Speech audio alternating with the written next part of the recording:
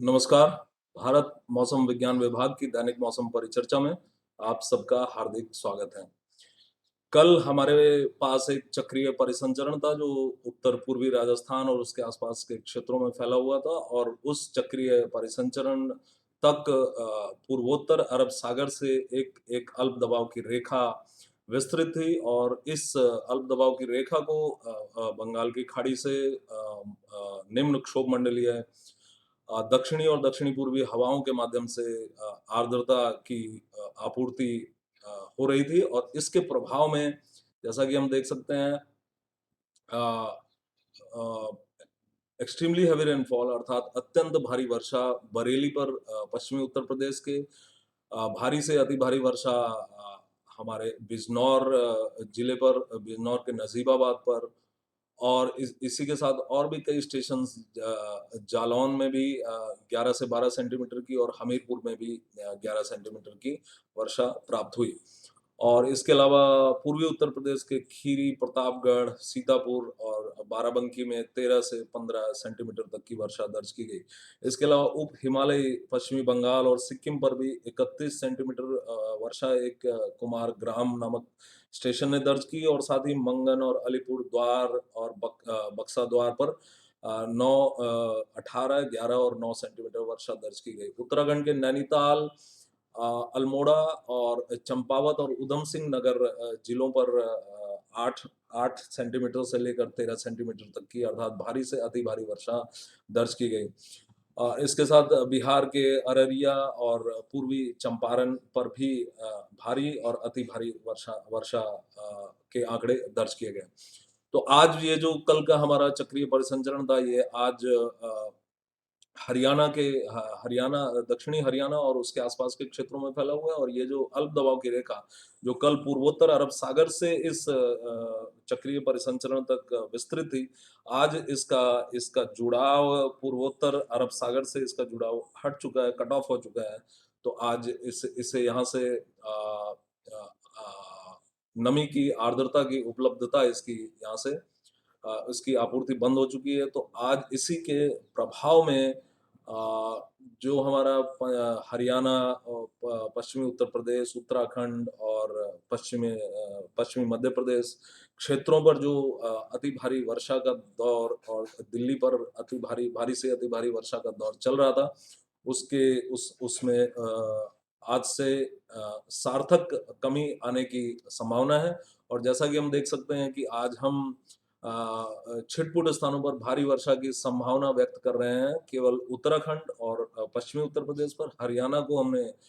भारी वर्षा की संभावना के क्षेत्र से हटा दिया है, साथ ही पूर्वी राजस्थान को भी हटा दिया है और पूर्वी उत्तर प्रदेश और बिहार पर जैसा कि हम देख सकते हैं भारी से अति भारी वर्षा है छिटपुट स्थानों पर और हल्की से मध्यम वर्षा लगभग सभी स्थानों पर होने की संभावना रहेगी। इसी के साथ उप हिमालयी पश्चिमी बंगाल और सिक्किम तथा अरुणाचल प्रदेश पर भारी से अति भारी वर्षा की भी संभावनाएं अगले 24 घंटे में बनी रहेगी और कल अर्थात 11 अक्टूबर को इस वर्षा की इस तीव्रता में उत्तरोत्तर और कमी होते हुए छिटपुट स्थानों पर भारी वर्षा पूर्वी उत्तर प्रदेश, बिहार और उप हिमालयी पश्चिम बंगाल पर इसकी संभावना बनी रहेगी और साथ ही साथ हल्की से मध्यम वर्षा कई स्थानों पर भी होने की संभावना रहेगी। किंतु 12 अक्टूबर पर अक्टूबर से जैसा कि हम देख सकते हैं कि ये सारा जो क्षेत्र है उत्तर प्रदेश का, उत्तराखंड का, ये भारी वर्षा से मुक्त हो जाएगा और हमारे हालांकि बिहार और उप हिमालयी पश्चिम बंगाल के छिटपुट स्थानों पर भारी वर्षा की संभावना 12 अक्टूबर से बनी रहेगी और इसी तरह से चूंकि यह वर्षा की तीव्रता में काफी कमी आ- आज आज से ही आ रही है और उत्तरोत्तर आती जाएगी और 12 अक्टूबर से पूरी तरह वर्षा मुक्त हो जाएगा पूरा पश्चिमोत्तर भारत, साथ ही पश्चिमी हिमालयी क्षेत्र भी। तो इसके प्रभाव में संभावना जताई जा रही है कि जो दक्षिणी पश्चिम मानसून है उसकी उसकी अगले 4 से 5 दिनों में उत्तर पश्चिमी भारत के कुछ भागों और मध्य भारत के कुछ और भागों से इसके वापसी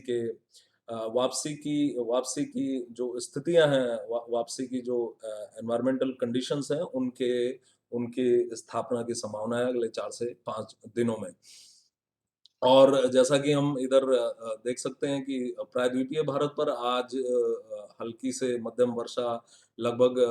सभी स्थानों पर यहाँ पर होती रहने की संभावना रहेगी। महाराष्ट्र, कर्नाटक और आंध्र प्रदेश और तेलंगाना और तमिलनाडु, केरल पर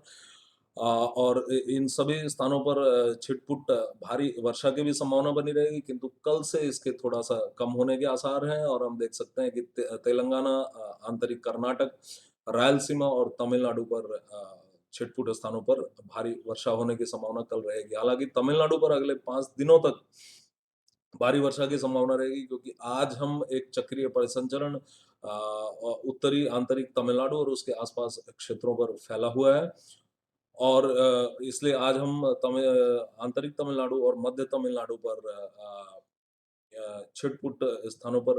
अति भारी वर्षा अर्थात 11 से 20 सेंटीमीटर तक की वर्षा की भी अपेक्षा कर रहे हैं। फिर इसके बाद में ये प्रायद्वीपीय भारत पर भारी वर्षा की मात्रा में कमी होते हुए 12 अक्टूबर को हम देख सकते हैं आंतरिक कर्नाटक और रायलसीमा और तमिलनाडु पर छिटपुट स्थानों पर भारी वर्षा और साथ ही हल्की से मध्यम वर्षा कुछ से कई स्थानों पर यहाँ होने की संभावना रहेगी 12 अक्टूबर को और 13 अक्टूबर को रायलसीमा और तमिलनाडु के आंतरिक भागों पर छिटपुट स्थानों पर भारी वर्षा की संभावना रहेगी और 14 अक्टूबर को केवल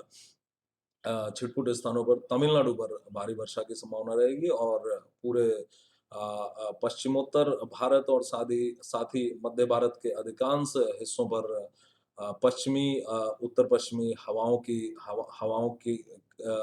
यहाँ पर पाई जाएंगी 14 से 15 अक्टूबर के दौरान और उसी समय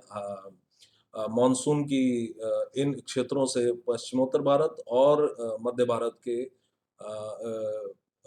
इन क्षेत्रों से मानसून की वापसी की भी संभावना है। मानसून की वापसी की जो आवश्यक शर्तें हैं उनके उनके बिल्डअप होने की संभावनाएं विकसित होने के आसार हैं। तो आज के लिए इतना ही। कल हम फिर मिलेंगे अगले 5 दिनों की दैनिक मौसम परिचर्चा के साथ। तब तक के लिए धन्यवाद।